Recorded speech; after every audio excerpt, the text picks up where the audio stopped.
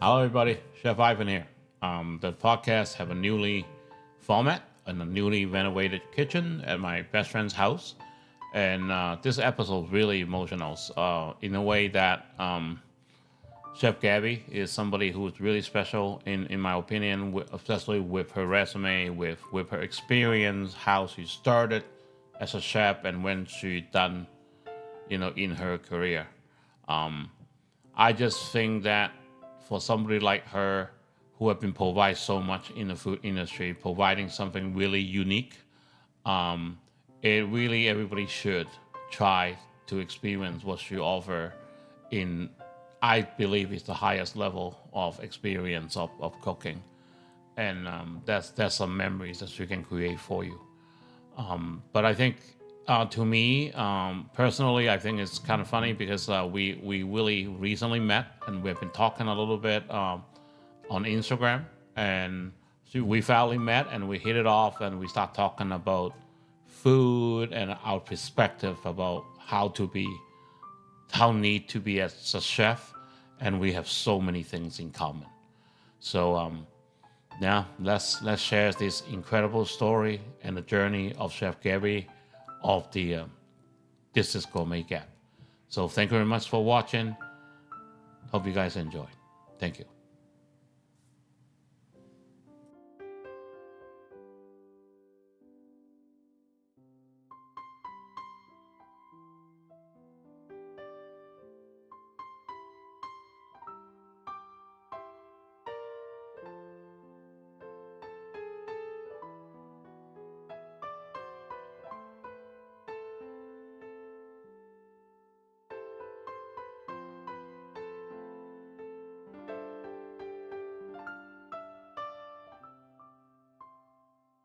So, everybody, welcome to another episode of Chef Ivan Chan Masterclass Podcast. We are trying a new format, and I'm extremely nervous because I am cooking for, to my understanding, one of the most prestige chefs around here. Chef Gabby is here from This is Gourmet Gap, and she has some pretty incredible story and experience that we will be sharing. But I am gonna make a fool out of myself today and try not to look too bad while I'm cooking for her. So this is the format we'll be start doing. Like you guys follow my media, I'm in my friend's kitchen and try to do cooking, and I already have Ellie Black that commit to this, and Ellie is gonna go to her Olympic again for the fourth time. And so exciting. Ellie, I talked to Ellie last night. She says she's gonna come in and talk about the fourth Olympic and what her plan is. So it's gonna be really different now. We're gonna get some cooking involved, and hopefully I don't look too bad. And but this is what you're doing. I'm gonna eat elegantly too, I promise. Because sometimes when I'm so enthusiastic about food, I'm gonna have to be intentional about how I'm chilling out and eating slowly your delicious food. Like you said, like you guys probably see me at a restaurant, I'm always like all decked out, chef coat and everything. I'm not. This is what I want, that I will be talking to a friend. Like that's why I'm in casuals. Of course I need my apron and my towels, but I'm just gonna pretty much carry the conversation as we go. This is all about Chef Gabby's story. Then I'll make a little snack as we go. You see, when we start, we have a few condiments there, and that's something that I made, which is, this is a pesto. Okay. This is a cilantro pesto with cashews. Oh, yeah. So I want to do my Asians kind of touch. Yeah. And this is my golden kimchi. Yeah. There's a little egg o sauce with some Japanese Sakura shrimp. I just have some dehydrated garlic there. So as you eat, chef, you're welcome to try any of those steps, and I might start putting some onto the plate. Yeah. And so why don't you guys tell everybody what got you into cooking while I'm cooking? Sure. Yeah. Of course. I'm just gonna try not to eat all these delicious things while he's cooking because they're looking so good. How I got into cooking? Well, chef, I actually fell in love with cooking at the age of 15.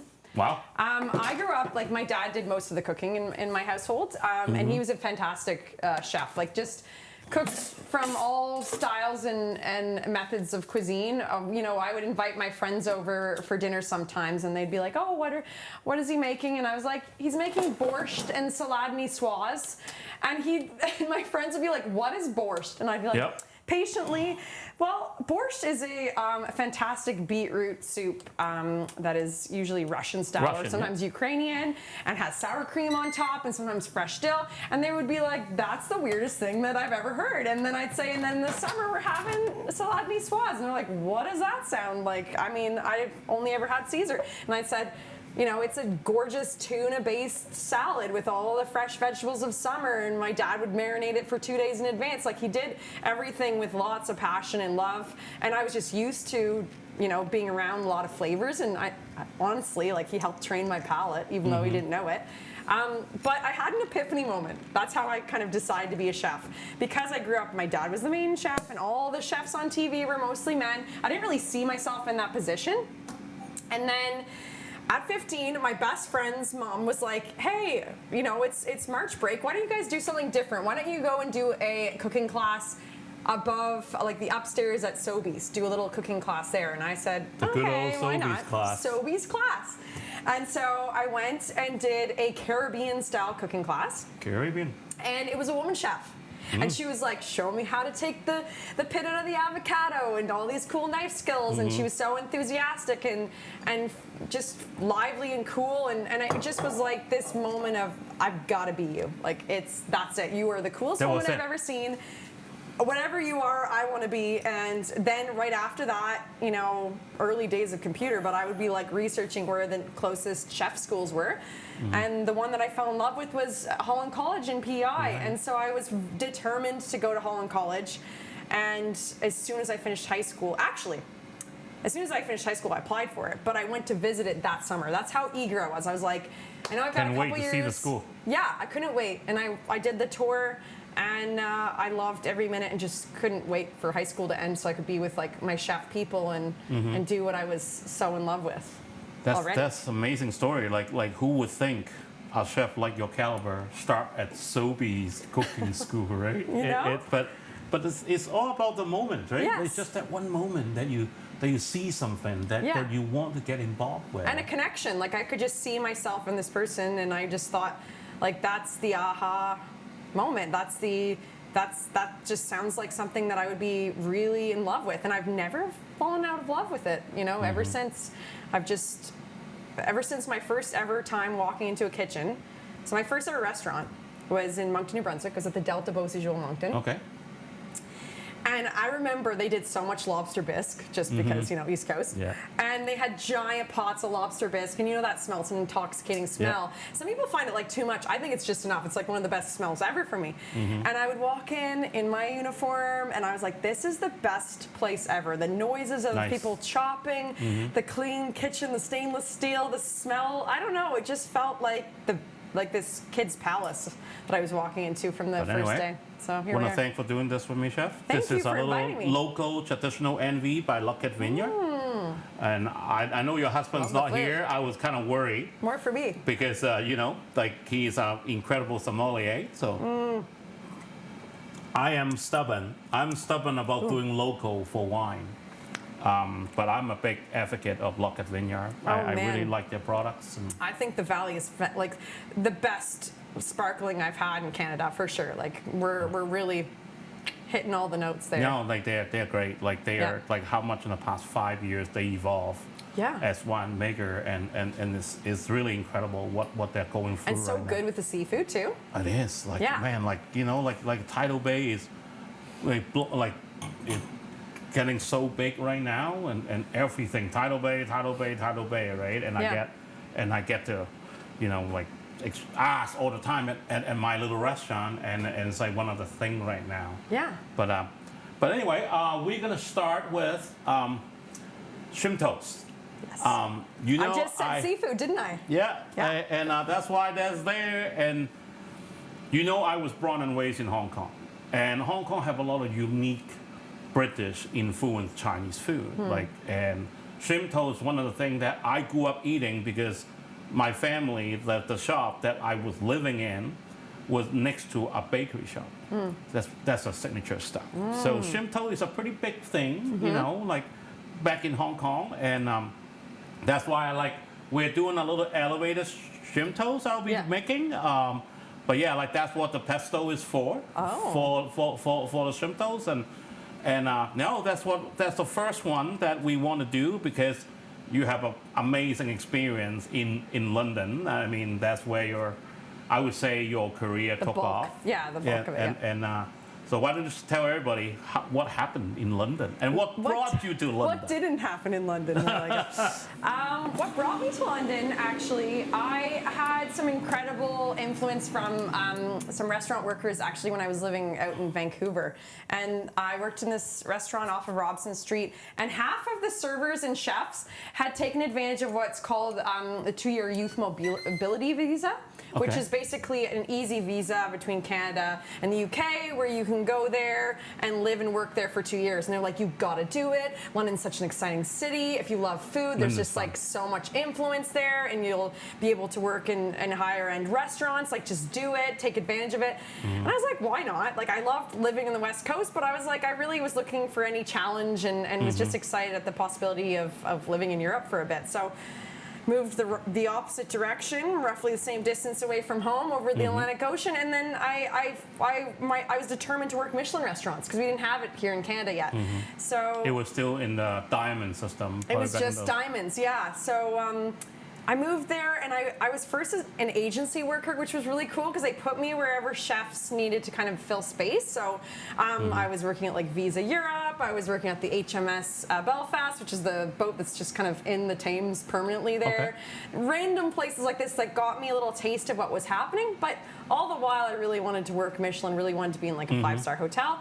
So finally, about 6 months in, they put me kind of as a one-off at the Kona Hotel in Mayfair. And they are a 5-star hotel that had a 2 Michelin star restaurant in it.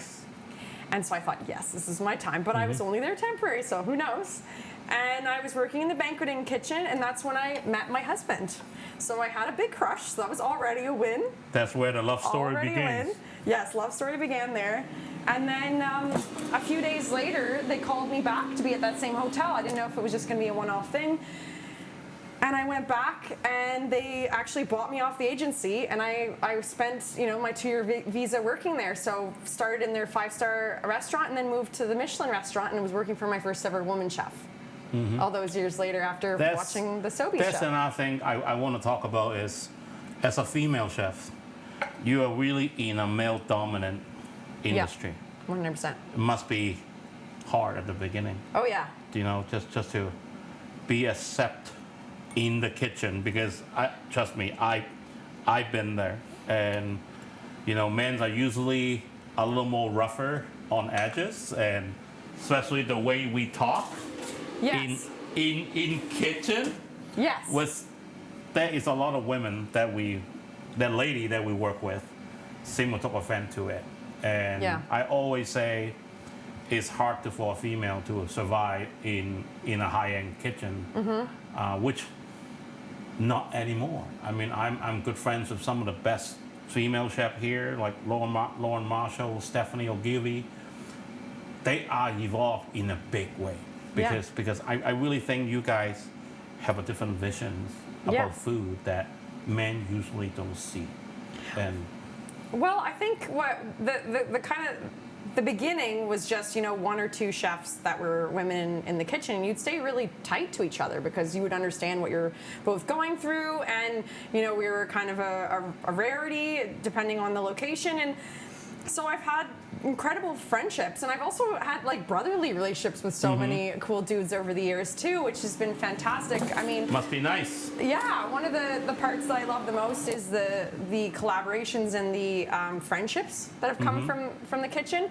But it doesn't mean that it wasn't challenging at times, and certainly I kind of had to modify the way that I would talk because I'm really passionate about food, but I'm very animated, and it was like, okay, do I tone that down and I go, yeah, that's cool when I taste something, kind of be like a cool dude, or do I go like, oh my god, that's the best thing I've ever eaten, and just, I don't know, kind of lean into like my feminine energy there. I don't know, but over time I've just realized that I think you just have to be yourself, and in the kitchen, no matter what that looks like, and that's what's cool. So whatever chef you are, whatever gender you are, like whatever, however your self-expression is, it's like it's leaning into that, and that's what makes you you, and that's what makes your food taste the way that it does. And I think, you know, passion is contagious. So at the beginning, it was very much like, don't notice me.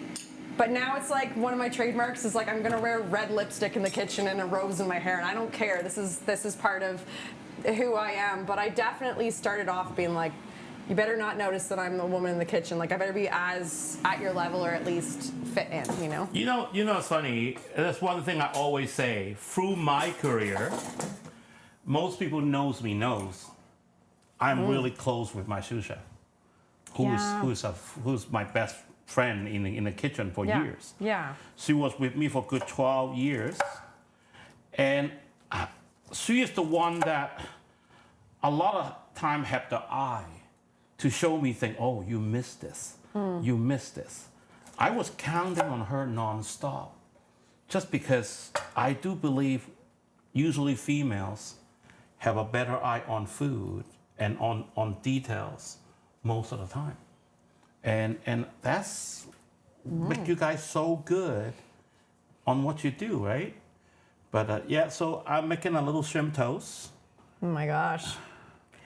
I'm feeling with some very cashews. excited. I love that. Cilantro. Like flipping it over and on the side, showing the shrimp on the inside presentation. Good idea, chef. Thank you. Yeah. So, gotta get you some celery too. Just give me a second. It's so funny. What's so hilarious to this too, a chef is like, I don't know about you, but you and I are probably similar this way, like a lot of chefs, is that when we are eating in the kitchen, it always feels a little bit criminal because you're like, can't really eat. You don't want to eat in front of the customer, and then you also don't want to be like wasting time. So it's like a lot of shoving things into your face. We do a lot. like or licking things off our arms. Trust me, sometimes I'm like, okay, you know how the stainless steel bowl is like, okay, let's still turn around, you know? Drinking out of like inserts, and you know, it's not glamorous. So when I get served in like a beautiful way like this, I always feel like, oh my gosh, like it's just so strange for me to be in a kitchen atmosphere and be able to like sit still. That's good. Not That's one good. leg out to go and prep something. But I always about like this, or about like, this is like you are coming to my house and we like chit chat and just have some fun, make some food. Yeah. That's what I want to present this at. I'm digging in. Go ahead, Chef. I'm going for it. Also, so this is Acadian caviar, right? Yeah, Acadian wild sturgeon caviar. That's actually their premier caviar. I always want to put a little my twist to it, and that's where the cilantro cashews come in with it. You like that? You know what my favorite part is? The cilantro. Because it's not expected. I mean, I'm also loving the caviar. I'm loving all of it, but it's always so funny because people love or hate cilantro, don't they? And I love flowers. I love floral notes, floral notes in wine, floral notes in food, and that's what I get out of it. I don't get like some people talk soapiness. I get this like gorgeous like bouquet whenever I have cilantro. So it really like it's bringing all the solidity and the crunch and the sweetness of the shrimp together because there's that floral bouquet. So thank you, coriander, and thank you, Chef. No, I'm gonna do what I do, right? Just what I'm doing. Yeah. Got it. I was gonna say just dip it in the caviar, but that would be like sacrilegious a little bit without the spoon, wouldn't it? Oh my gosh. Yeah, and I think people talk about caviar is such a luxury ingredient. And I think what's so luxurious about it is that it's not only does it just present luxury, like it's just so cute and little aesthetically beautiful, but I think it's the little pops of perfect solidity. It is. And, you know, historically, the word salary comes from when we used to get paid in salt, right? So salt is worth gold, in my opinion. It's the only dietary, I would love to ask you this, Chef. Yes. Is there a dietary requirement that you'd be like, no? Mine is, I would do anything anyone asks me, but if they say no salt, I can't do it. Like all salt, like just saying no salt. The funny part is, the funny part is like, I have people come in the restaurant, and that's the part that I want to talk about later is, it's running a restaurant, how repetitive it is. And that's the part I hate the most. You know, it's so repetitive, and I love. You know me for a little while now. Like you know how I like to create. I wanna showcase my root. Right? Yeah. The shrimp toast showcase my root where I'm coming from. Yes. Of course, I would never dare to compare to you for your experience in those Michelin star restaurant. But on the other hand, like I always say, the food represent me. That's what I want to do. Mm-hmm. But being in a restaurant business, sometimes you do not have too much of a choice. Mm-hmm. Right? So I hear you. So that's pretty much the thing. Yeah, I mean, there's always that balance of what the customer wants and your voice, and your voice always has to speak louder, or at least we try to make our voice speak louder. But there is that. But you know what's funny? Sometimes if I ever am missing being in restaurants myself, two things. One is like the camaraderie that we talked about. You know, the friendship and the buzzing feeling of being with other chefs and everyone chopping and everyone doing something, and kind of the backs. That feeling I do miss of a team sometimes. Yeah. We have a small team, but it's usually one or two chefs at a time with me. But the other is very much the getting in the zone, which I will get in the zone when I do my events as well. But there's something about the repetition where you really get in the zone, because you're like, yeah, this goes here, that goes there, and this and that. Like you become like a little, that part I don't necessarily get into unless we're doing like a larger scale event, which I kind of miss sometimes, the zone. You have no idea how happy I am, because this is a concept that I have for a while, that I kind of like being labeled as a Chinese restaurant. Yeah. It's so hard to present this kind of thing. I think you're more than just a Chinese restaurant. I think it's no, but really, like the experience we had. So for those of you listening and watching, me and my husband had the privilege of attending your Chinese New Year celebration. Mm-hmm. And I felt like that was, to me, what I feel food is in its highest form. It's an experience. It's not just, that's why I often will feel like, not that the word just comes before it, but it's not just a restaurant. It's not, what I do is not just catering. It's an experience. You're personalizing, you're creating a feeling for the customer. That's not just, to me, a service is just providing the service and walking away, which there's nothing wrong with that. Yep. But if you have passion beyond that, then you're wanting to see the expressions on your customers' faces, right? You're wanting to leave an impression on the people that you're cooking for. Now, I have some chef friends that are like, get me away from the customer. I'm just happy in my happy spot, and that's fine too. But I think what you and I, one of the many things that we have in common is we like our clientele. Like we like meeting them and understanding them. Get out of them, right? Yeah. It's a reaction the customer get. I always say we are a memory creator, right? It's not just like come in and eat, fill your stomach, make you feel good. No, it's a memories that you remember for years to come. Yeah. It's the experience to me that matter. I know you're the same way, but it's kind of in a way bad because when you have a restaurant, people expect certain things, and it becomes difficult to actually present things certain way. Yeah. And that seems to be to me. Yeah. That's the part that sometimes I don't really like because the expectation of like you are really restricted. Yeah, I feel that. In a way. Yeah. So that's. Yeah, and you know what? The thing is, and this is what I often say too, because like, I will always love restaurants. I think that's the point where Gab spend a lot of our money is at restaurants. We love food and we love wine. We love to experience it as much as we like doing it. But even myself, sometimes if it's my favorite place, I'm like already excited about the flavor of something.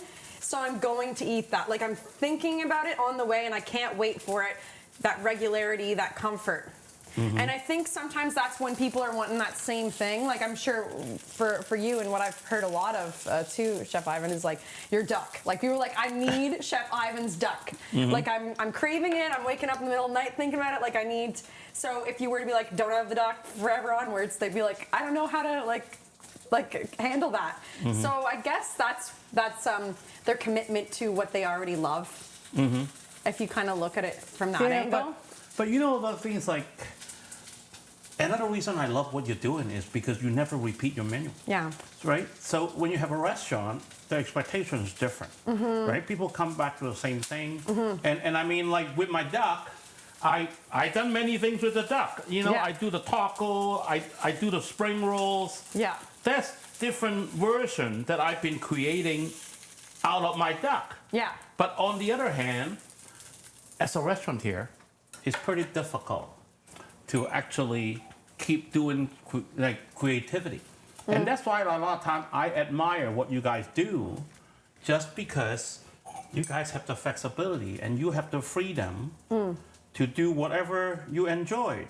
And that seems to be what I get out of what you guys are doing, which like I'm so jealous.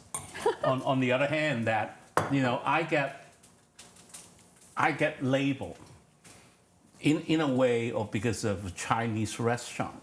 Yeah. Been But the I think it biggest only takes difficulty. them one time though, like experiencing and then going like, hey, this isn't just, you know, Yeah. I'm not just going and having a few classics and walking out, you know. That's something that I have been still trying to fight for.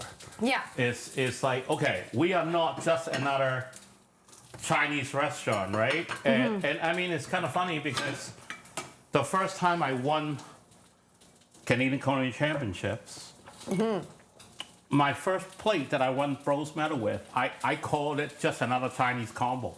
I love that. Yeah. See, then you're using that as fuel. Yeah, like I literally call it just another Chinese combo. Like number 1029, I think it was. It was October 29. Yeah. So that's a combo that's created that's so good. just for that day. That was my goal, my first podium finish. Yeah. In the championships. And you know I don't what? know. It's also, I mean, I don't know. I'm like tasting it with, I don't know if you have this for the way you are writing menus, but do you taste the menu as you're writing it, like in your mind? Yes, I do. Okay, cool. I do. I'm glad that we share that superpower. I don't know about I'm like, superpower, but I think it is. But it's kind of funny. Like I was here preparing, and I was talking to my best friend Lisa about how we do things, right? How we write menu. And I was thinking, like, you know what, you guys might just put together food, but when we have 4 or 5 courses, we have to look at how do they treat their taste bud. You don't want to, you know? Yeah, it's their taste buds. It's a journey. It's the balance. It's the lack of repetition. It's, you know, if there are allergies there, it's like honoring that. It's the seasonality, or it's what the suppliers had or didn't have. It's so many things that I think go into it that aren't realized. I think. No, people don't. I think maybe more chefs like us should be like talking about that create what goes into the creativity side of things, because it's more than just, you know, putting it down on paper. When you're letting your creativity flow, it's really considering all of the things and letting them all speak for themselves. Yes, and most definitely. And then there's also the element of like, how are you going to challenge yourself? I'm sure you do the same. It's like, okay, I've never done this before. I'm going to now put this on here just because I need to switch it up, like for myself and maybe for the clients, or a little bit of both. Like there's one of the weirdest things about what we do beyond not repeating menus is I don't test out anything, Nothing. Like I'm talking, I don't do it ever until I'm in the kitchen of that person's home, and then I'm doing it. You have the talent for it. That's something that not everybody have. But you know what? I think it's. I mean, I'm adjusting. I'm not just like doing that and then it's for sure great and it goes right out. Sometimes it's like, oh, okay, that would need a little more of this and a little bit of that. But I'm not very recipe focused anyways. So it's like I'm always changing my recipe in my head over and over again. So it's just about like what I feel in that moment. But like anyone at the office, you know, some days it's flowing a little more freely than others. Yep. But I love the creative aspect. That's one of my favorite bits. That's one of the things for me is like I love when customer come in, like Pete Luckett, for instance. He'll come in and say, Ivan, I'm bringing friends. What do you want to eat? No, there's no such thing as that. Cook whatever. Yeah, but he love always say, that. make sure you serve me your duck. That's Yeah. what I always Yeah, say. yeah. But you know, as soon as the duck is there, I don't care. Yeah. And this is where I get excited. It's Yeah, like, okay, me I'm too. gonna create something. Like Me too. you know, Yeah. I start looking at, okay, I have this week. What am I gonna do? Yeah. But that's another thing that I always say about that freedom that we would have to do whatever we want, whatever we found, and seems to be. Do you find though sometimes, because I will say this to customers, because when people inquire for our events, I always send them a questionnaire, and one of the things is like, what style of cuisine do you want? What kind of ingredients do you want featured or not featured? And sometimes what time period, like they can go as wacky as they want. Some people will say, I don't know, I don't understand, I'm not used to having the choice. Like you do you, chef. And while I find that nice that they're keeping, thinking that they can trust me fully in that way and wanting me to go creatively in that direction, I feel sometimes like a painter that's been given too many colors. And it's, where do I start? And I don't know. I mean, I love all food, so I could do anything for you. Whereas if someone says, listen, having 6 friends, one of them's gluten-free, one of them's dairy-free, one hates onions. We like Asian, but we don't want any game meat, and we definitely like that, but we want a little bit of Italian in there because one of our friends just got married in Italy. Then I'm like, okay, awesome. Sounds fun. Then I create it. Whereas if you say anything, we like everything. Then sometimes I'm like, just too many options, and it's hard to get pen to paper and start that creative process. Yeah. Versus you can only color with red, green, and orange. And then I'm like, okay, red, green, orange. I'm gonna make you the best, most vibrant red, green, and orange I possibly can. So yeah, that will challenge me sometimes. It's hard because I get asked one of the most common questions, like, oh chef, what is good? What do you think I should order? What do you think I should order? Yeah. I was like, I don't know what you want to eat. I don't know you. Yeah, like I don't know you. Why don't you tell me what you want to eat? Yeah. And then it's like, another funny thing is, oh, is it enough for us? Well, how much you eat? Yeah, I know. That's a whole other thing. Like, that's when I always quote one of my favorite quotes of all time, Chef Ivan, which is, any pizza can be a personal pizza if you believe in yourself. Yep. That's a good way to put it. Yeah. If you believe in yourself. Yeah. Yeah. I mean, obviously, right? Like, it's, I get asked all the time, like, oh, chef, is it enough food for us? I know. It really depends. I don't know how much you eat. But I do think, and you know, one of the reasons we've really leaned into like calling ourselves fine dining and all that is that what I want people to get out of that isn't, oh man, they're unapproachable and I'm going to feel uncomfortable in my own home. I want them to get the service and the wine and the food's going to be at a standard. That's what I want them to read when they read that. And part of that is beautiful presentation, and part of that is I think multiple smaller portions, so that by the time you're finished your last bite, you're like, I wish I had more, but on to the next. That's my goal. Is like, just like what I just had. I was like, man, I could have 2 more of those, but I'm on to the next already, and I'm excited. And I'm gonna probably still crave more shrimp toast. I'm not full of shrimp toast. I'm on to the next. So this is the second place will be. You think? Well, this is represent my culture. Okay. I'm Chinese, so this is Chinese New Year. We always have one of the things is Chinese radish, Daikon cake. So this is my mother's recipe that my grandmother used to make. There's Chinese sausage in there. There's Chinese mushrooms, and I have an XO sauce with some Sakura shrimp in there. So it's heavy umami. And at the bottom is actually a sauce I use for my Peking duck. Oh. So there's a bunch of stuff in there. Okay. There's a lot of sesame sauce. So it's a mixture of stuff, and I have some dehydrated leeks on there for a little crunch and a little aromatic. So yes. Oh my gosh, it looks great, and these plates are nice too. Thank you. Yeah. Like I said, like you guys have no idea how my feet is shaking right now because it's not my on the gosh. camera. Like Are you I'm kidding? feeding one of the Are you best kidding? chef around here. I'm like the most appreciative. You know what? And I feel like you're probably the same as me in this respect. People get nervous to cook for chefs. Like, it doesn't matter where you're cooking, they're nervous for it. Like, I had my one of my uncles, like, hand me, like, a chicken sandwich one time, and I was like, I'm, like, so excited about a chicken sandwich, like a next day roast chicken and mayonnaise sandwich. Are you kidding? It doesn't need to be fancy. It's the fact that I think, for me, food's a gift always, you know, and it's my love language too. So like, I love cooking for people, even on my days off, because it's like, okay, no, my husband's gonna correct that. Not my days off. Okay, he does a lot of cooking at home. Let's say when I'm on vacation or with my family and friends, I like to treat them with my love language because it's an experience. Like looping back to what we said, like I want to give them a piece of me on a plate.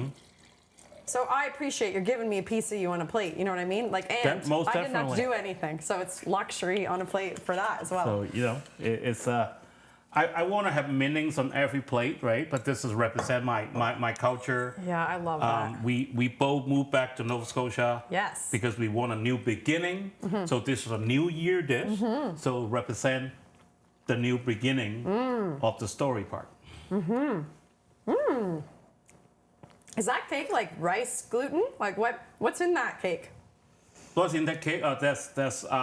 There's actually a slice of daikon.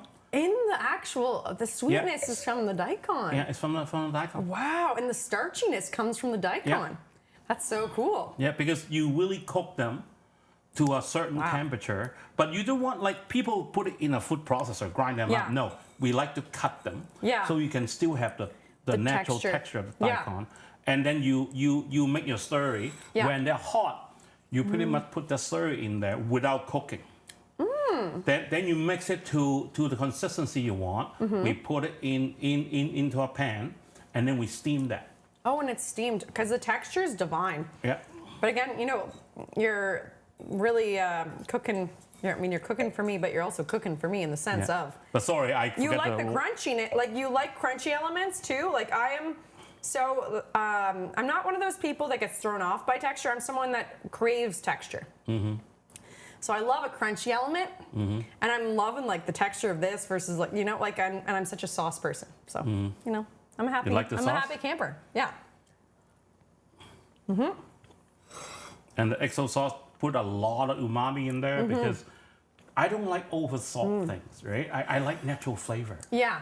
And the XO sauce, the natural flavor, the daikon is still there. Yes. You have the natural sweetness. And it's in there. delicate, which is that's what's cool about the balance here because with the sauce on the bottom, it is complex in flavor, but it's still not overshadowing the sweetness of the daikon. So, yeah, you're getting 5 stars so far, chef. Oh my God. I mean, I'm giving you. I'm gonna have to post this right now. So you call my food worth 5 star. Definitely have to cut that out and making a short out of it. Man. It's so funny though.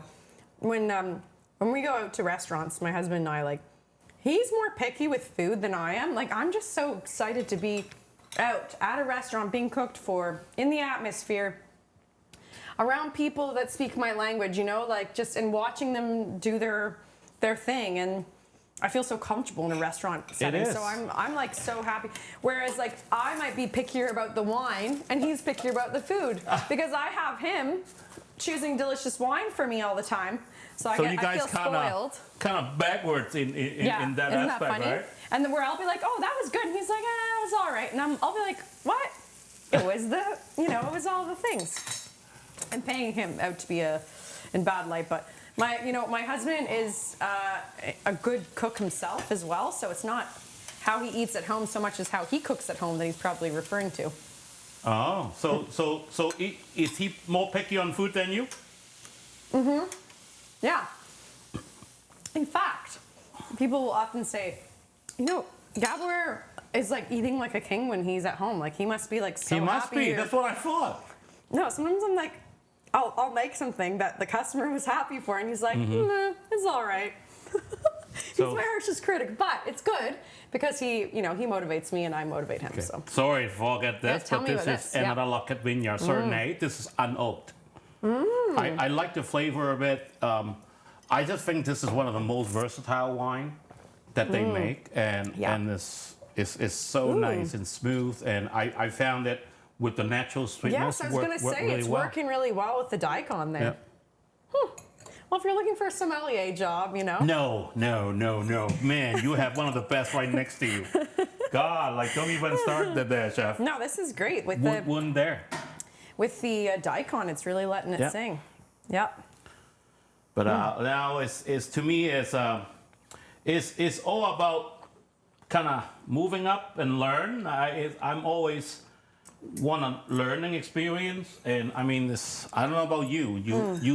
You done some pretty amazing, incredible stuff.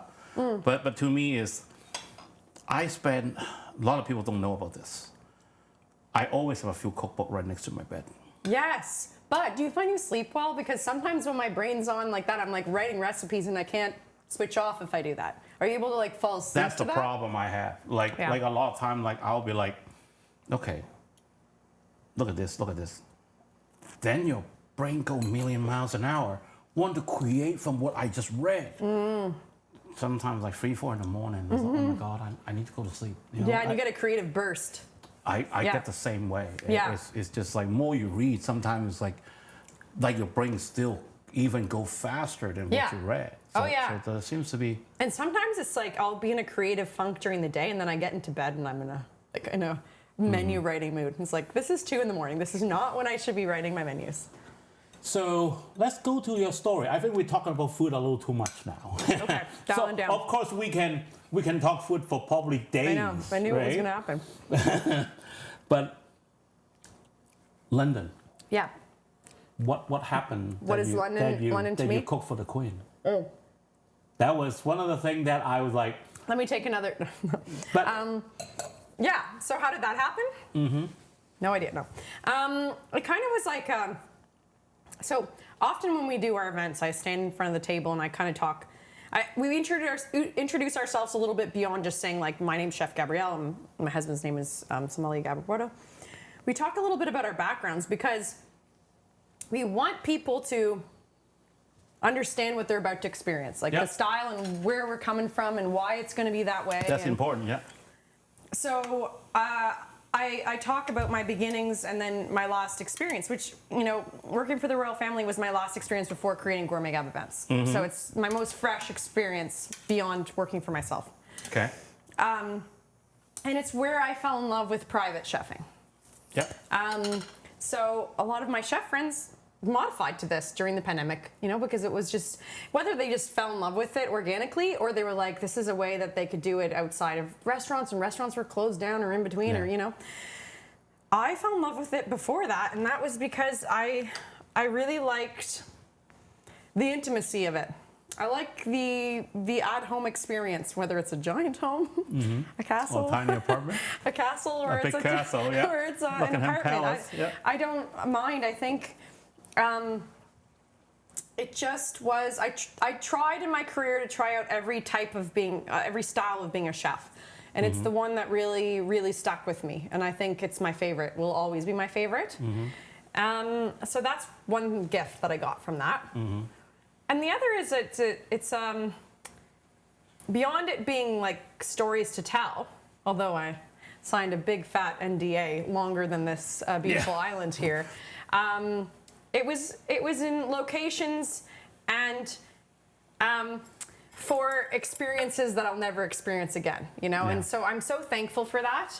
But it isn't. It's a part of my story. It doesn't define me. So, I don't have it really big on my social media beyond when people tag me that way. Because I'm just as much of the last sous chef to work, one of the last sous chefs to work for Her Late Majesty the Queen of England, as I am a chef teacher, as I am a Michelin chef, as I am a New Brunswickan who just loves food, So I don't want one thing to define me. I think Okay, fair. so many different experiences have left their imprint on the style of cuisine that I create and the chef that I am today. Mm-hmm. And I took things from all of that. But what will stay with me forever is the love of going private as a chef. And that's what that really gave me. Mm-hmm. And the other is having cooked for many world leaders and celebrities and you know the royal family. At the end of the day, to me and who I am, every client should be treated at the same level. So it doesn't matter how fancy that client is, they should be treated to a luxury experience, because I think everyone deserves feeling really special when they're cooked for, like I do today. Well, I don't know about special. I do feel special. Just a little normal cooking from a little chef from a little Chinese restaurant in Halifax. Oh my God, I'm feeling luxurious today. I think everyone deserves luxury, and that's why, you know, the odd time when we're doing our thing in people's homes, they go, you know, but we're a really chill family. Like, you know, you don't have to do formality. Like, we don't need you to change our glass between wine pairings. Like, you know, like just we can use my mismatched dishes. And I'm like, no, you deserve the best. Everyone deserves the best. Mm-hmm. And I want everyone to feel the joy of food and wine, and I don't know, because I feel it, and some people may never feel it to the level that I get excited about, I don't know, seeing the first asparagus in season. Mm-hmm. But if I can give them a little window, a little taste of that, then it's like job done for me. Okay, that's right. Now it's kind of funny, like that's another conversation just come to my head. Yeah. That we had. Mm-hmm. About people trying to learn cooking from us. Yeah. You know, we always get asked, "Oh, chef, can you do more cooking video? Can you do this and do that?" And we came to the conversation about how people want to learn, but they want to learn for free. It's gonna be sounds really bad. How much we worth? Yes. Right? Yes. How much we worth? Like that's the thing. A lot of people doesn't seems to understand that. That's a lot of blood, tears, and not mind-numbing moment just to think about what we do, the creativity, thinking about every little flavor, every little texture on a tiny little plate. And a lot of people don't seem to want to pay for that. Yes. But you know what? And I think we both come across that from time to time, and it is sad because, you know, I can't put together a beautiful kitchen like this. Like, I could never install those cabinets. Like, do not ask me to install those cabinets. But I can look at them and I appreciate the way they've been put in.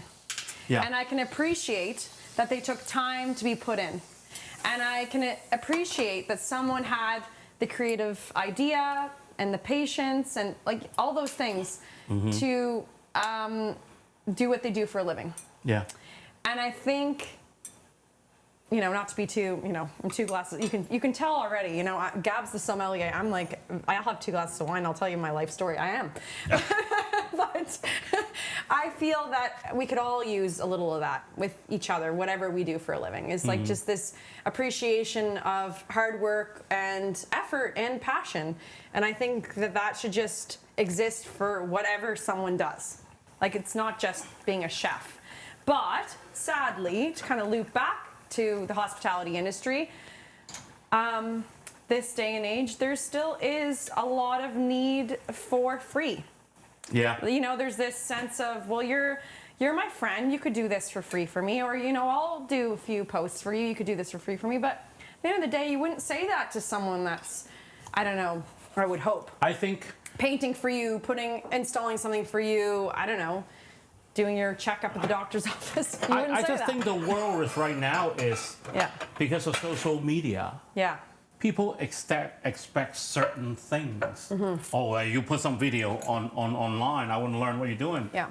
We talk about this. I always say they can learn anything. Yeah. But they cannot learn my eye and my hands. Yes. Like I can't always give you a recipe, but even I'm there with you, you may not come out with the same thing. Cooking is a lot of vision and feelings. And a lot of people doesn't understand how invested we are for every single plate that we create, that we try to make. Yes. And that's a really major investment in doing what we do. And I don't think a lot of people. And it's our palate. You can't recreate someone's palate. So that's a good way to put it too, right? Yeah. So and you can give. Excuse me, Chef. You can inspire people. You know, you can give them. You know, I'm such a big advocate of sharing. Like you're the same. I like sharing where I source things and who I source them from, because we can't do anything without those people, right? Like where are your broccoli sprouts from, for example? The broccoli is actually from a local farm called Bunos Urban Farm. Is a gentleman. He have a full-time job. Nice. But he have a little farm at his backyard. And I have been getting stuff from him just because I want to support local, and his work are good. And they're so delicate and they are flavorful and they're pretty he make really good stuff. Yeah. But that's the reason that I want to support people like him. Yeah. I think everything is a chain reaction. It's a cycle. Yes. So being in the cycle, that I believe is important to keep the circle going. Yes, yeah. And I think we're all better for it. That's what Gav and I will say time and time again is when you're lifting up other businesses and you're sharing local, you're telling your average consumer how to where to buy and how to buy, because why not? Like why not lift these other companies up, and why not share what you can? Like it makes you give the gift of that knowledge to others, but it also makes, and then when they share you back, like it's just this, it becomes this community. And I think when I talk about Halifax and moving here, and I would love to hear your side of that too, is like, I think one of the first things that Gav and I recognized instantly when our business was created was like, wow, what a sense of community here. Like this. It is great. It's so great. And it is great. And it's easy to support each other, and it's, you know, it's a city, it's small, but it's big. Like it's both things. It's enough people for us to keep having business, but it feels small in that people know each other, and word of mouth really matters, and we really value that, and that's just propelled us like to. That's one of the things about like how I have been trying to operate in Halifax is it's just a small community, and I think the supportive like between chefs is that tight-knit relationship is really great around here. Yes. They're not gonna say, oh my God, like, you know, you're gonna steal all my business, you're gonna steal all my customers. Like the collab scene in this place are beyond what I always expected, right? It's great here. Like I have so many chef friends, but you know, like you always have one of those.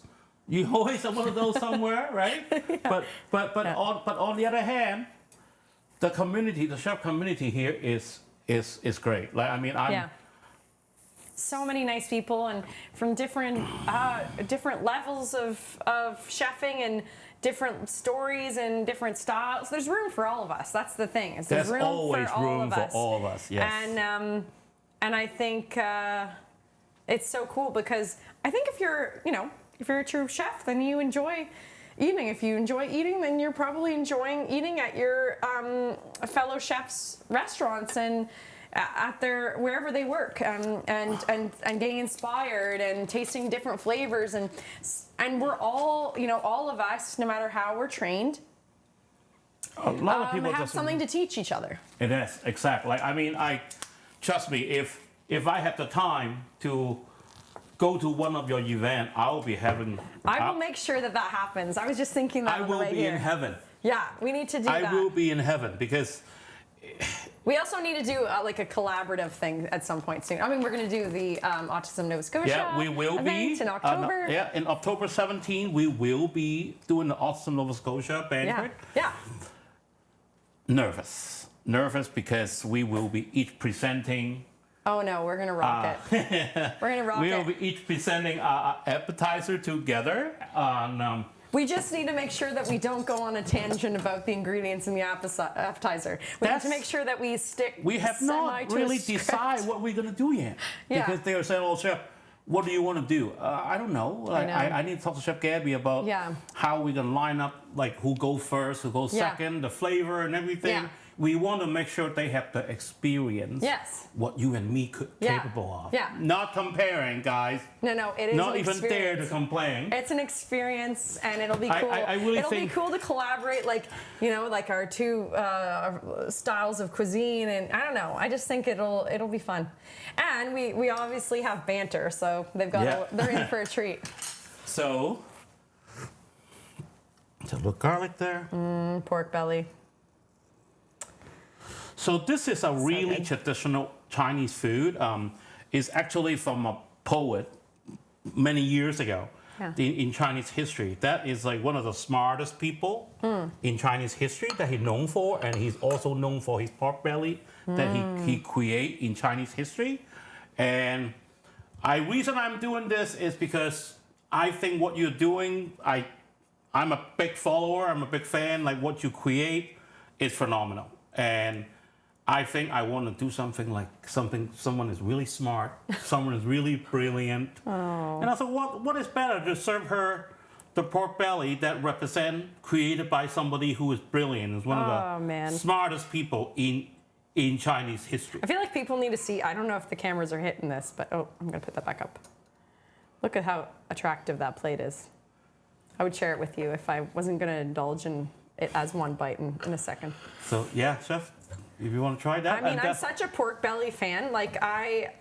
It's funny, with ingredients too. We can talk about that. We won't go on too much of a tangent, but simple ingredients and how people feel about simple ingredients. Because I, time and time again, feel like people gravitate towards, like they want chicken breasts more than they want chicken thighs. Yeah. And they want, pork tenderloin before they're going to have pork belly. Yeah. And, and they want beef tenderloin before they want, I don't know, flank steak. Mm-hmm. But every part can be delicious. It's just how you cook it, right? Case in point, and that's one thing about Chinese cooking. We don't waste anything. Yes. Right? So we use.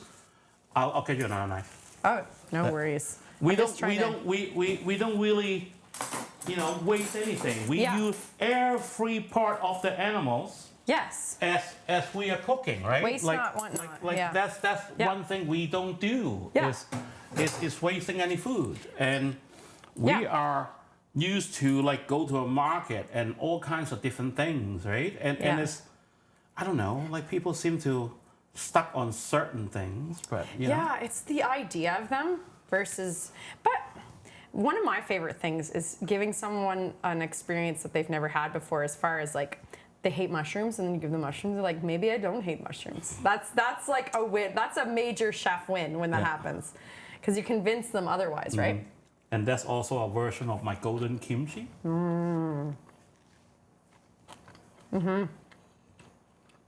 little sour, a little sweet, more on the sweeter side. My only complaint is I'm putting more kimchi on the plate. That's where that's there for. Because I had this kimchi when you did the New Year's celebration, and I was like, this is so great.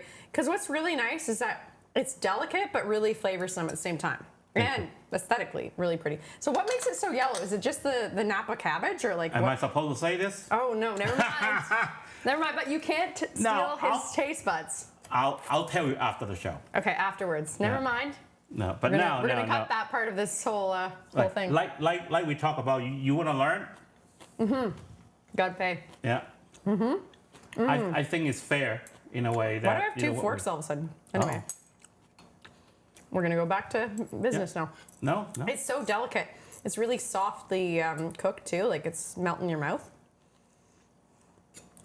So this pork belly took me 4 hours.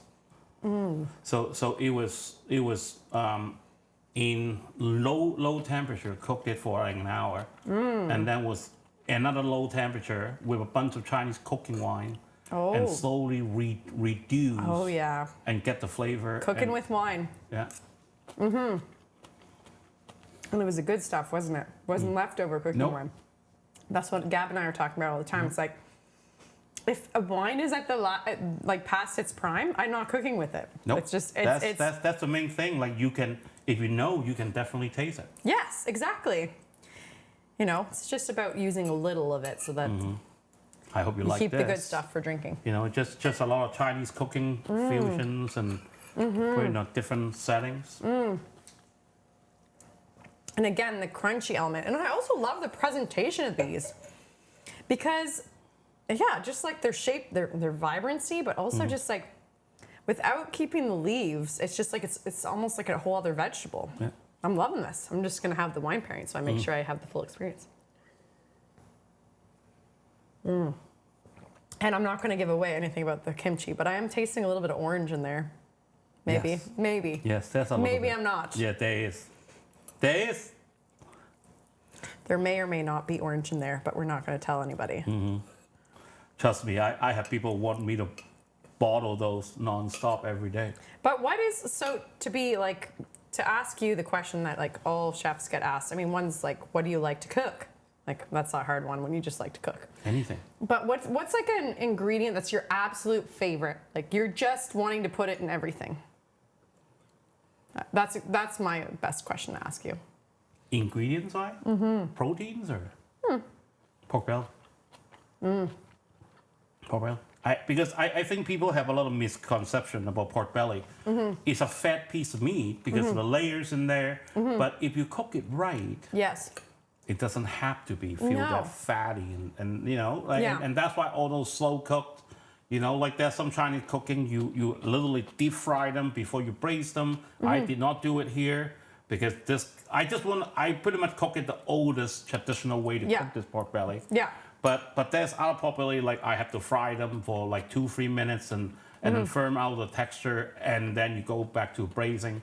So no, I love to cook a pork belly, but there's another struggle is people seem like, oh my God, the fat. Well, why don't you taste it first, right? And that's the whole thing. Visually, people You need scared. fat in things. You know, I was just saying the other day, we did, we're doing an event in Toronto, and you're gonna laugh at this.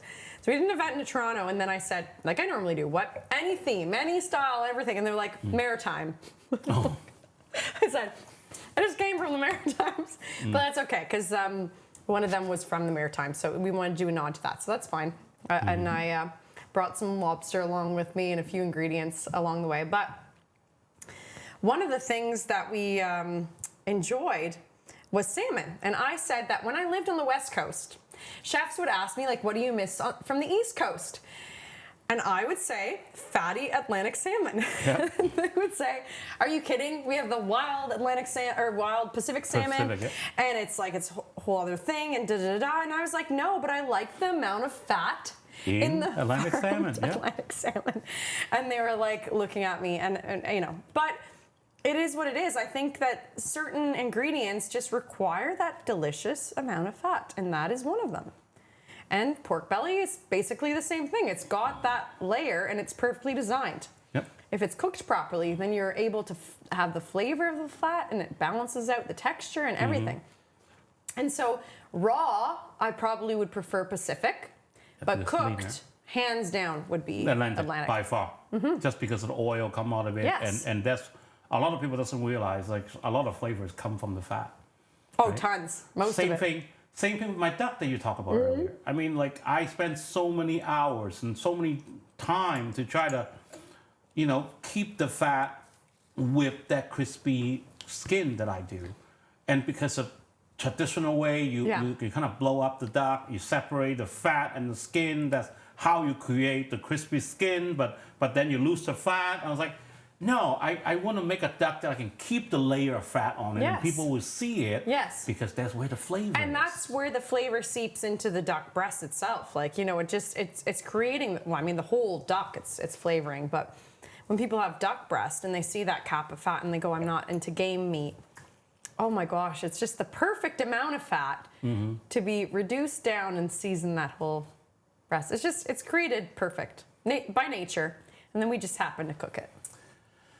Well, this is the stage of food industry now, right? People want to eat healthy. People like certain things, but I don't know. I can never eat healthy, I guess, just because of what I do. You know what? I think what is, I mean, it's such an interesting topic in its own right. What is healthy? Yeah. I think cooking from scratch is already Healthy. healthy. Yeah. It's already doing yourself such a big favor. And beyond that, then it's like as much as you can source locally, that's going to be healthier naturally. You know, and then you're having a variety of fermentation, like especially with the style of cuisine that you do, like things naturally being fermented is so good for you. So that's really healthy. Yeah, that's but like you know what what? I just like nutritionists to work with suggest. fat, and people are like, "Oh my God, your food is so much fat in there." Like, What keeps us cozy and warm during the long winter months here in Canada? That's a good it's way that to fat, think of so it. you're It's the welcome. fat. Yeah. So, what brought you back to Halifax to start what you're doing, Chef? So, you know, landing back in Halifax, it was a decision pre-pandemic. We knew we were going to move back because all my immediate family decided to move here. I'm originally from New Brunswick, but it was just like magical that even though my parents aren't together and, you know, my sister is an adult child, everyone settled in Halifax. So it was a perfect place to start fresh and put my roots in the ground. And I arrived 1 month before the pandemic. So I had time to kind of organize paperwork, do all the things that we needed to do with health cards, you know, all the things. And my husband was still in the UK. So it was about him, you know, working his last month there, spending some time with family, and then he was going to join me. And I'm so glad in hindsight that I only said 1 month apart, because had it been 2, it might have been a whole year apart, because he arrived 1 week before borders closed. So quite an extreme introduction into Canada. And he was like, is Halifax just like not a great place, or is it the pandemic? And I kept having to say to him, like, it's not Halifax. It's because you arrived right smack dab in the middle of a pandemic. It was a quiet, like crazy time, crazy time. Yeah. Absolutely crazy. And it was about finding our own way, because all the opportunities or the ideas that we had before coming were just not an option anymore. So, you know, my husband was smart. He went and worked for a liquor store because it was consistent and he could still learn about, you know, what Canadians like to drink and everything. And it propelled us through the pandemic. But then for me, it was like I did a few online cooking classes and things like that, but nothing to the level or what I really wanted to do. Then fast forward to August 2020, we get asked as a one-off dinner party from a family friend who was celebrating their 40th birthday party. And they said, listen, we want to do a dinner for 8. We know a sommelier and a chef, wondering if you'd be interested. And we said, let me look at my really busy schedule of like nothing, and then my TV shows, next series, and nothing. So I looked at that and I thought, okay, I'm doing this. This is my moment. And I created a questionnaire and was on the phone for an hour or so with him, kind of walking through that, and said, you know, I'm going to create a 4-course meal for you. Gab's going to pair 4 wines. Nice. And we're going to do an interactive dining experience for you. And he said, that sounds amazing. This is great. So we go. We absolutely had a blast doing it in the client's home. Weird times, but just had a blast. And at the end, they said, sit down with us. And I said, okay. And they said, you need this to be a thing. This needs to be what you do here. Like, we need to be not the only people that have experienced this in Halifax. And we thought, oh yeah, that's kind that they're giving us that kind of review. And then from that dinner party, we got a phone call. And then we got another dinner party, and then we got another phone call. And then another dinner party, and then another phone call. And so we were doing maybe 1 event a month, but it was still exciting and, you know, all consuming at the time. And then we'd have a lockdown. And then we do 2 dinner parties, and then 2 more dinner parties, and then another lockdown. So it was slow beginnings, but before we knew it, without even really having much thought beyond that questionnaire, we had a business. So I thought, we need to get a business card. We need to create a website because it's happening. People here are lucky. They get lucky. Thank you. I have to say, people here get lucky, because I always say, you've been a senior instructor for Jamie Oliver. And I always say, that's kind of relay to me what I'm doing, what you just had.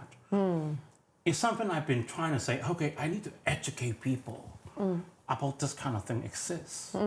But like, it's just like what you did, like from your experience, working for the Queen, all those Michelin star trained stuff, and it's not existent here. Like, you are a pioneer on educating people around here for that kind of dining. That's why I say people get really lucky to have that experience. Thank you. And you're educating them, because this is available now in your own home. And with the pandemic, people stop going to restaurant. Oh my God, like come to my house and show me what you can serve. Yeah.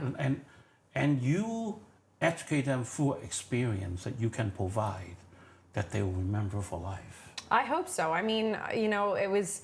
I can speak for most of my chef friends, and I'm sure you can relate to this. One of the saddest things during the pandemic was not putting my chef jacket on. I felt really sad about not putting that on and being in a kitchen consistently every day. And there's only so much you can feed your family, for the time of lockdown. But when we had Gourmet Gab events, it was like, okay, this is my creativity coming back. This is what I love so much about my career coming back. And we were just so thankful for the community of Halifax to like embrace us the way they did and share their experiences with other people, so that it was, without much promotion, it was just kind of lending itself to more and more opportunities for us. So I mean, we kind of started with one event a month to now where we're like 3 or 4 every single week. And my husband's left working at the liquor store a couple of years ago because we were full-time with Gourmet Gab, and we've never turned back. But it's just so organic, our story, and you can't help but say, I mean, it's pandemic born. It was not a time that we were happy that we experienced, but it was a time that created our business, so we can't really that's regret a good thing. it. Like I said, it's like foodie around here should be happy to have you guys because Thank you. because you and your husband's team really create a lot of stuff that is not available around here, and that's a big thing. Well, I mean, I can only take so much credit. Like I was saying before, I think a huge percentage is just what we have access to here in Nova Scotia, whether it's local wines, whether it's local ingredients, East Coast caviar, like all the things that are happening here. It's really, really blossoming, and more. And I said about the beginnings when Gabor landed, and he's like, is Halifax this boring? I'm like, no, we're in lockdown. Everywhere's boring, Everybody is, yeah. But now he's seeing like there's just so much, we're really on the cusp of a lot of exciting culinary experiences and a lot of innovation in this province and across Canada. I think we're kind of just leaning into what the new world looks like for our industry, And it is. Like, what do you think future is going to hold for Gourmet Gab? Like, what are you guys planning? Any oh gosh, I mean, restaurant? No well, restaurant? we get asked that more often than not, but I mean, I'm really happy with what I do. I always say I'm going to cook until my hands fall off. Like, I think I'm definitely going to be a chef until the kitchen is just not a great spot for my walking chair. That's what I feel. And I'm happy with what we do for now. So I'm not kind of looking at a permanent spot so much as I want our concept to be more attainable to different provinces across the country, because we love traveling as much as we love eating, as much as we like doing what we do. So we're going to be traveling across the province as much as Nova Scotians will allow, and then of course across the country if people want to book us like they just did in Toronto or all the way as far as Vancouver, because we love using fun ingredients, and every province has their own batch of delicious ingredients, but our home will be in Nova Scotia and until further notice. So our regulars are much loved, and we're not looking to depart from them anytime soon. Good. And I mean, it's kind of crazy because I always tell my wife, what's my dream? My dream is one day I have a little spot, or do what you do, or even if I still in a restaurant, I want to have a little 15-seat restaurant with a chalkboard. Ooh, where you change it every day? I do not want to have a menu. Love that. I think I can see that for you. I really can. Like it's just like, okay, I just want a 15-seat restaurant. Come in, look at the chalkboard. This is what you can eat today. You might just need to have like every 6 months a duck day, because people are going to line up outside for your duck day. That's another thing. Like people seem to stuck on certain things. Yeah. Right? Because they love it. I think it's just a sign of you're already doing things so well that people are happy to come back for more of that. But I feel like when people are true fans of whatever it is, a catering company, a restaurant, a hotel, wherever chefs live and work, we say live and work because we live where we work. Yeah, we live and work, same thing. Is they will come back for more no matter what you're serving them. when they're a true fan. So, and I think from what I've seen, you have a lot of true followers. So those people are ready to eat whatever you serve them. And so however you grow as a business, they will follow suit. And that's kind of what I lean into as well with wherever our business takes us, is I think that those really loyal people will always have your back. Well, it seems like, I mean, like I was talking to my lawyer the other day and Tara was like, wow, I think I told you this. Like we had a conversation about you and with Tara Miller. Yeah. Oh, I love Tara. And Tara pretty much like, well, we both agree, you and your Yeah. husband just great people. Oh. That's pretty much the conclusions of the, like, you know, and I think it's really work out to the best of interest about the foodie around here, because you guys trying to send out a message. You guys send out a message that what is available here. You don't need to go to Europe. You don't have to go to London and experience that kind of luxury dining. And I think that's one of the things that people really deserve to experience. Yes. And on the other hand, it's just something that so many people call themselves foodies. But you know what? If you never experience something like that, if you not try to understand that aspect of dining, you cannot. I believe you cannot call yourself a foodie. Because everything, you know, I had such an honor this past September speaking at my college to young chefs, and I was so excited. I could have talked their ears off. I was just like brimming from ear to ear, because I felt so much nostalgia being in that place, and so many things I wanted to say, like young Chef Gabrielle. I was kind of saying to the audience, half of whom were on their phone. Oh my gosh, I'm glad we didn't have phones back then. But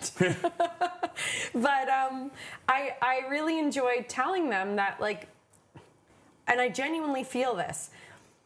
Every form of chef or cook, whatever name you choose to go by, is honorable. Like everything, like we need all of you, and so whether or not you're gonna be just rocking a food truck and people are gonna be lining up for, I don't know, your like killer baked potato or awesome taco, or whether you're doing like 19 course tasting menus in a Michelin restaurant, or you're doing incredible 3-course meals, and you know, you're not necessarily being interactive, but you feel like the food speaks for itself.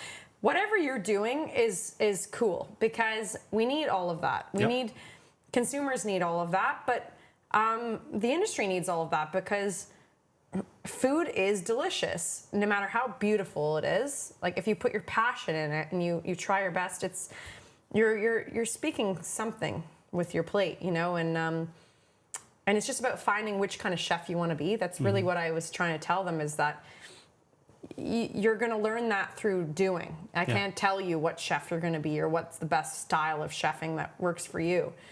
It's about trying it out. But everyone deserves respect for what they do in that regard. Yeah. And because it's a lot of work. It's a lot of work to create something. And, you know, I'm always saying I think it's even more work for us in Canada, because we have short seasons. You do. Yeah. And, it's real limited.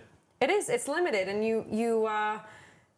it's not because we don't have fantastic farms, but we have really hardworking farmers that are on their grow season's really tight. Yeah, it is. You know, so we work with what we've got, and I think we do the best of it. And we have such a wide variety of cuisine here in this province, based off that. That's pretty impressive. It is. Yeah, like that's why I appreciate the local wine so much, because the season's so rough, right? Yes. And the stuff they have been creating lately is just like, wow, geez. Like, yes. You know, like the quality of it is unheard of. Yes, and for such short season, and we don't have a massive industry like in California.